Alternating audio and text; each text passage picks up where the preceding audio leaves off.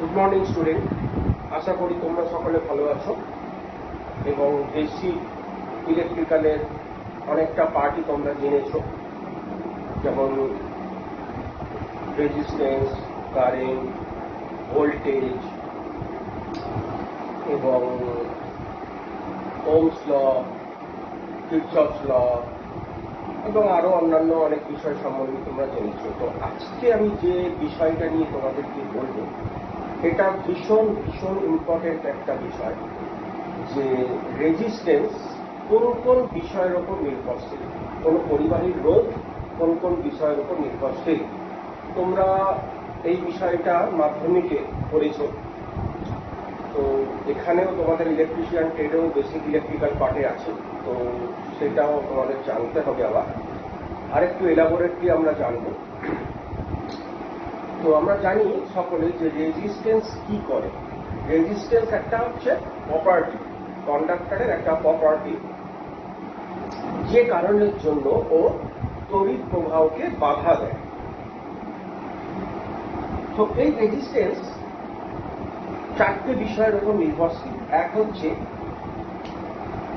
পরিবাহীর রোধ, length,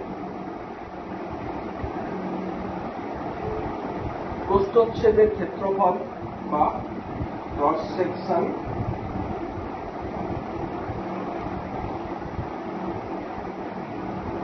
cross sectional area বা এরিয়া অফ ক্রস সেকশন,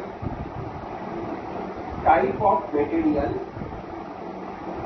মানে আমরা কি ধরনের মেটেরিয়াল ইউজ করছি তার উপর ডিপেন্ডেন্ট, আর নাম্বার ডি হচ্ছে টেম্পারেচার। এই চারটি বিষয়ের উপর কিভাবে নির্ভরশীল সেটা আমরা এখন দেখব। ফার্স্ট পয়েন্ট যেটা আমরা আলোচনা করব সেটা হচ্ছে লেন্থ, মানে দৈর্ঘ্য।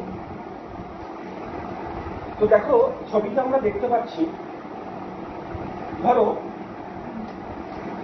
এটা কপার কন্ডাক্টর, কপারের কন্ডাক্টর, একটা লেন্থ 2 মিটার, আর একটা কপারেরই আর একটা লেন্থ 4 মিটার। তাহলে রেজিস্ট্যান্স ডিপেন্ড করবে লেন্থের উপর। যে কন্ডাক্টরের লেন্থ বেশি তার রেজিস্ট্যান্স বেশি, এবং যে কন্ডাক্টরের লেন্থ কম তার রেজিস্ট্যান্সও কম। তাহলে ছবি দেখে আমরা বুঝতে পারছি যে এই কন্ডাক্টর কপারের তৈরি। তো প্রথম যেটা ছোট্ট লেন্থ 2 মিটার যেটা দেখতে পাচ্ছ, সেটা 2 মিটার, এটা প্রপোর্শনাল হচ্ছে দৈর্ঘ্যের সাথে, তাহলে আর প্রপোর্শনাল টু এ। তাহলে দেখো এর যা রেজিস্ট্যান্স হবে আর এই যে রেজিস্ট্যান্স হবে 4 মিটারে, এর থেকে কম হবে, কারণ এর দৈর্ঘ্য বেশি কম, আবার এর দৈর্ঘ্য বেশি। তাহলে কি হবে? এর রেজিস্ট্যান্স বেশি হবে। ব্যাপারটা কি, আমরা যদি ইলেকট্রনের সাপেক্ষে ভাবি, ইলেকট্রন যে এর মধ্যে দিয়ে পাস করবে অনেক কম সময় যাবে, কিন্তু এর মধ্যে দিয়ে অনেকটা পথ অতিক্রম করতে হবে। এই ইলেকট্রনকে অনেক কম পথ অতিক্রম করতে হবে, কিন্তু এই যে কন্ডাক্টরটা এর যে দৈর্ঘ্য বেশি, সেই জন্য এই কন্ডাক্টরের মধ্যে দিয়ে ইলেকট্রনকে অনেক বেশি পথ অতিক্রম করতে হবে। তাহলে আমরা কি দেখলাম, যে কন্ডাক্টরের লেন্থ বেশি তার রেজিস্ট্যান্স বেশি, এবং যার লেন্থ কম তার রেজিস্ট্যান্সও কম। তার মানে আমরা যদি ম্যাথমেটিক্যালি এটাকে প্রকাশ করি, তাহলে কি লিখবো?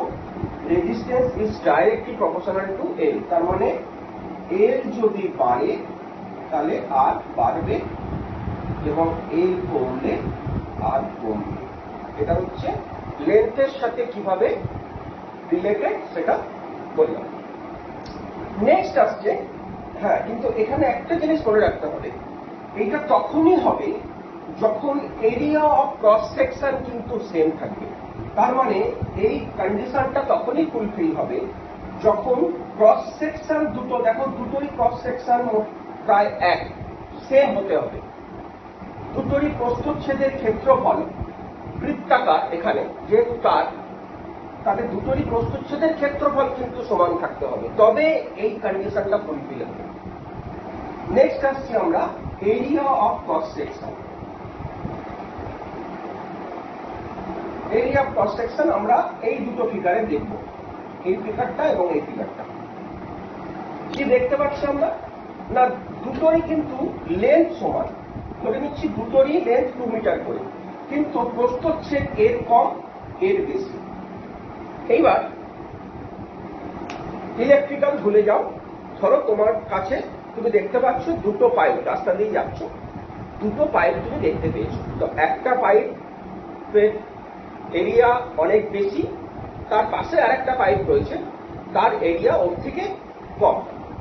তো তুমি কি দেখবে, যদি ওর মধ্যে দিয়ে দুটো পাইপের মধ্যে যদি জল প্রবাহিত হয়, তুমি কি দেখবে না, যে পাইপটার প্রস্থচ্ছেদের ক্ষেত্রফল বেশি তার মধ্যে দিয়ে বেশি জল যাবে, তার মানে তার রেজিস্ট্যান্স কম। এবং যার মধ্যে, যে পাইপটার মধ্যে দিয়ে জল, ছোট পাইপের মধ্যে দিয়ে জল যাচ্ছে, সেটা কিন্তু জল ওর থেকে কম ফ্লো হচ্ছে, তার মানে কি ওর রেজিস্ট্যান্স বেশি। তার মানে আমরা বলতে পারি সরু তারের রেজিস্ট্যান্স বেশি, মোটা তারের রেজিস্ট্যান্স কম। কেন না, মোটা তারের মধ্যে দিয়ে অনেক বেশি পরিমাণে চার্জ ফ্লো হবে, whereas সরু তারের মধ্যে দিয়ে চার্জ কম ফ্লো হবে। তার মানে চার্জ যদি কম ফ্লো হয়, তার মানে তার রেজিস্ট্যান্স বেশি। ওহমস ল অনুযায়ী আমরা সেটা জানি। তাহলে আমরা লিখতে পারি, তাহলে ম্যাথমেটিক্যাল রিলেশনটা কি হবে, রেজিস্ট্যান্স বেশি হলে কারেন্ট কম, রেজিস্ট্যান্স কম হলে কারেন্ট বেশি। তাহলে আমরা এই রিলেশনটাকে কিভাবে লিখতে পারবো ম্যাথমেটিক্যালি, না R প্রপোর্শনাল টু 1/8। তাহলে এই দুটো ক্ষেত্রে, এই দুটোর ক্ষেত্রে এর প্রস্থচ্ছেদের ক্ষেত্রফল কম, তাহলে এর রেজিস্ট্যান্স বেশি। তাহলে এ যদি কম হয় আর বেশি, আর এ যদি বেশি হয় তাহলে আর কম। বোঝা গেছে? তো এই হলো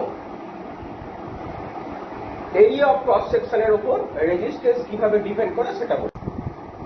তাহলে আমরা কি দেখলাম, যে রেজিস্ট্যান্স কন্ডাক্টরের দৈর্ঘ্যের সাথে সমানুপাতিক এবং প্রস্থচ্ছেদের ক্ষেত্রফলের সাথে ব্যস্তানুপাতিক।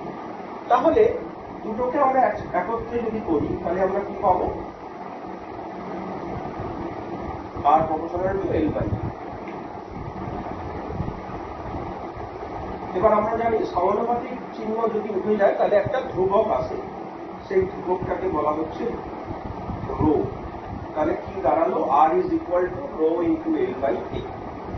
What is rho? এটাকে বলা হয় RH, স্পেলিং হচ্ছে RH। রোটা কি? রোটা হচ্ছে এক একটা মেটেরিয়ালের, এই রোটা এক এক রকম। রোকে বলা হয় স্পেসিফিক রেজিস্ট্যান্স বা রেজিস্টিভিটি, বাংলায় বলা হয় আপেক্ষিক রোধ বা রোধাঙ্ক। তো এই রো বিভিন্ন ম্যাটেরিয়ালের ক্ষেত্রে বিভিন্ন রকম হয়। বিষয়টা আরেকটু ডিটেলে যদি বলি, ধরো এখানে দুটো আলাদা আলাদা মেটেরিয়াল নিয়েছি, যাদের দৈর্ঘ্য এবং প্রস্থচ্ছেদ একই। এটা ধরো কপার, এটা অ্যালুমিনিয়াম, দুটোর ডাইমেনশন একই, কিন্তু মেটেরিয়াল দুটো আলাদা হওয়ার জন্য এদের রেজিস্ট্যান্স কিন্তু আলাদা। তার মানে কি, যেহেতু রোটা চেঞ্জ হয়ে যাচ্ছে, রো চেঞ্জ হয়ে যাচ্ছে মানে কপারের রো এর ভ্যালু আলাদা, অ্যালুমিনিয়ামের রো এর ভ্যালু আলাদা, দুটোই কন্ডাক্টর। কিন্তু কপারের এবং অ্যালুমিনিয়াম যেহেতু আলাদা মেটেরিয়াল, সেই জন্য তাদের রোটাও আলাদা, রো এর ভ্যালু আলাদা, তার ফলে তাদের রেজিস্ট্যান্সও কিন্তু আলাদা হবে। কিন্তু এদের সাইজ কিন্তু একই, এদের সাইজ বা ডাইমেনশন, এর দৈর্ঘ্য যা, এরও প্রস্থচ্ছেদ তা, দুটো একই, কিন্তু মেটেরিয়ালটা ডিফার করার জন্য এদের রেজিস্ট্যান্সের ভ্যালু কিন্তু চেঞ্জ হয়ে যাবে। এই রো কার কার উপর ডিপেন্ডেন্ট? তাহলে এক হচ্ছে মেটেরিয়াল, মানে রোধাঙ্ক মেটেরিয়ালের উপর dependent, temperature of the material, মেটেরিয়ালের টেম্পারেচারের উপর ডিপেন্ডেন্ট, ইলেকট্রনিক স্ট্রাকচার, মেটেরিয়ালের যে electronic structure, number of free electrons এবং size of the atoms of the material, এই কয়েকটা বিষয়ের উপর কিন্তু রো ডিপেন্ডেন্ট। কিন্তু মনে রাখবে একটা জিনিস, এল এবং এ রেজিস্ট্যান্সের উপর, রেজিস্ট্যান্স কিন্তু এল এবং এ মানে দৈর্ঘ্য প্রস্থচ্ছেদের উপর রেজিস্ট্যান্স ডিপেন্ডেন্ট, রো কিন্তু নয়, রো মেটেরিয়ালের উপর ডিপেন্ডেন্ট। মেটেরিয়াল আলাদা হলে কিন্তু রেজিস্ট্যান্স ডিফার করে যাবে, ডাইমেনশন এক হলেও রো আলাদা হওয়ার জন্য রেজিস্ট্যান্সের ভ্যালু চেঞ্জ হয়ে যাবে। তাহলে আমরা জানলাম টাইপ অফ মেটেরিয়াল। নেক্সট আসছে টেম্পারেচার। তাহলে টেম্পারেচার বাড়লে মেটালের ক্ষেত্রে রেজিস্ট্যান্স বাড়বে এবং টেম্পারেচার কমলে রেজিস্ট্যান্সের ভ্যালু কমবে। এটা হচ্ছে অল মেটালস এর ক্ষেত্রে প্রযোজ্য। কিন্তু সেমিকন্ডাক্টরের ক্ষেত্রে যেমন সিলিকন বা জার্মেনিয়াম, যেহেতু এটা সেমিকন্ডাক্টর যাকে আমরা বলি অর্ধপরিবাহী, তাদের ক্ষেত্রে কিন্তু এই টেম্পারেচার কিন্তু বাড়লে রেজিস্ট্যান্স বাড়বে না, উল্টো হবে, টেম্পারেচার বাড়লে রেজিস্ট্যান্স কমবে। তার কারণটা কি না, মেটালের ক্ষেত্রে যখন বাড়ছে টেম্পারেচার বাড়লে সেটা হচ্ছে পিটিসি মানে পজিটিভ টেম্পারেচার কোএফিসিয়েন্ট। তোমরা টেম্পারেচার কোএফিসিয়েন্ট আগে পড়েছো, positive temperature coefficient of material. তাহলে যার ম্যাটেরিয়ালের টেম্পারেচার বাড়বে তার রেজিস্ট্যান্স বাড়বে মেটালের ক্ষেত্রে। কিন্তু সেমিকন্ডাক্টরের ক্ষেত্রে টেম্পারেচার বাড়লে রেজিস্ট্যান্স কমবে এবং টেম্পারেচার কমলে রেজিস্ট্যান্স বাড়বে, নেগেটিভ টেম্পারেচার কোএফিসিয়েন্ট যাকে বলা হয় এনটিসি। তাহলে এই হচ্ছে লস অফ রেজিস্ট্যান্সের মোটামুটি ব্যাখ্যাটা বললাম। এবার এখান থেকে আমরা কিভাবে রো কে ডিফাইন করব সেটা আমরা এখন দেখি। তাহলে আমরা যদি সাজিয়ে লিখি রো সমান আর ইন্টু এ বাই এল, তাহলে এখন এ যদি একক হয়, এ যদি একক হয়, তাহলে আমরা কি দাঁড়াচ্ছি, রো ইজ ইকুয়াল টু আর। তাহলে আমরা একে যদি ডিফাইন করি তাহলে কি ভাবে বলবো, একক দৈর্ঘ্য এবং একক প্রস্থচ্ছেদ বিশিষ্ট কোন পরিবাহীর যা রোধ সেটাই তার আপেক্ষিক রোধ বা রোধাঙ্ক। একক দৈর্ঘ্য এবং একক প্রস্থচ্ছেদ বিশিষ্ট কোন পরিবাহীর যা রোধ সেটাই তার রোধাঙ্ক বা আপেক্ষিক রোধ। এটাকে অন্যভাবেও ডিপেন্ড করা যায় যে আমরা যদি একক ঘনক নিই যার প্রত্যেকটা সাইডই এক ইউনিট, তাহলে দুটো ঘনকের দুটো অপোজিট ফেসের মধ্যে যা রোধ সেটাও হচ্ছে তার আপেক্ষিক রোধ বা রোধাঙ্ক। তো আমরা দেখি এর ইউনিটটা কি হবে। আমরা জানি রেজিস্ট্যান্সের একক হচ্ছে ওহম, এইভাবে আমরা রিপ্রেজেন্ট করি। Area cross section metre square এবং এর যদি মিটার হয় তাহলে কেটে দিয়ে ওহম মিটার। তাহলে এসআই একক হচ্ছে ওহম মিটার। তুমি যদি সেন্টিমিটারে নাও তাহলে ওহম সেন্টিমিটার, যদি ইঞ্চিতে নাও তাহলে ওহম ইঞ্চ। এইভাবে আমরা ইউনিট পার করে নিতে পারি।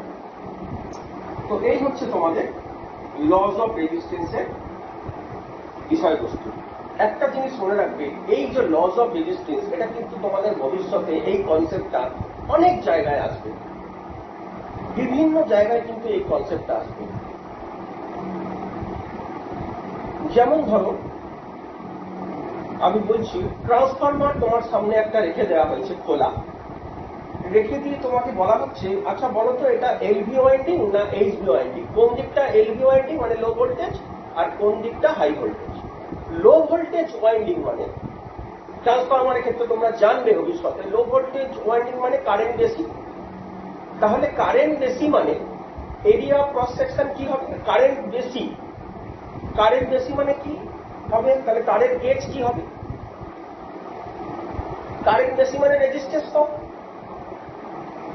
আর হাই ভোল্টেজ ওয়াইন্ডিং মানে কি হবে? হাই ভোল্টেজ, তাহলে কারেন্ট কম, কারেন্ট কম মানে রেজিস্ট্যান্স বেশি। তাহলে আমরা তারের গেজ দেখে বাইরে থেকে বুঝতে পারবো যে কোনটা এইচবি ওয়াইন্ডিং এবং কোনটা এইচবি ওয়াইন্ডিং। তো দেখো এই যে কনসেপ্টটা, এটা আমি ট্রান্সফরমার দিয়ে বললাম, এটা কিন্তু আরো অন্যান্য ক্ষেত্রে এর অ্যাপ্লিকেশন থাকবে, এটা অবশ্যই তোমরা মনে রাখবে। এটা ভীষণ ভীষণ ইম্পর্টেন্ট একটা টপিক। তাহলে সরু তারের রেজিস্ট্যান্স বেশি, মোটা তারের রেজিস্ট্যান্স কম। তাহলে সরু তারের রেজিস্ট্যান্স বেশি মানে তার মধ্যে দিয়ে কারেন্ট ফ্লো কম হবে, এবং মোটা তারের মধ্যে দিয়ে রেজিস্ট্যান্স কম হওয়ার জন্য কারেন্ট ফ্লো বেশি হবে। তো এই হলো তোমাদের লস অফ রেজিস্ট্যান্সের বিষয়বস্তু। আজকে এখানেই শেষ করলাম। যদি কোনো ডাউট থাকে তোমরা আমাকে নেক্সট ক্লাসে অবশ্যই করবে। Thank you.